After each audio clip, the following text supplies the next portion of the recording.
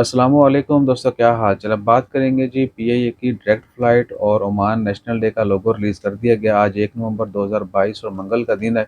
Oman के 52nd 52वें भोंज में national day के हवाले से लोगो जो है वो शेयर कर दिया गया। उसका लिंक मैंने नीचे डिस्क्रिप्शन में डाल दिया है। ये पहले 1 मिनट में आप देख लीजिएगा, डाउनलोड कर सकते हैं, देख सकते हैं।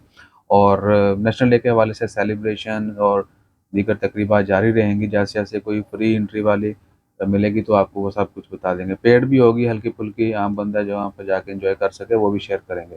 बाकी हाईली पेड का तो सब लोगों को पता ही होता है, ठीक है ना? क्योंकि तम्बाकू तो पहले स्टेप पर है।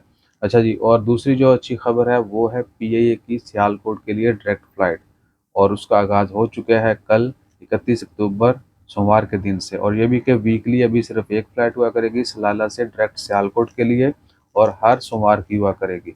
सियालकोट से जो है उसका टाइमिंग सुबह 10 बजे के करीब है, सलाला से शाम का वक़्त है। और मेरे ख़्याल से जो दूसरी एयरलाइन है ना, जिना एयर नहीं, सियाल एयर, एयर सियाल जो है, उनको भी इंटरनेशनल परमिट मिल चुका है। और एक्सपेक्टेड है कि इन्हीं यानी आने वाले चंद दिनों में या 1-2 महीनों में इंटरनेशनल फ़्लाइट्स का आगाज़ भी हो जाएगा।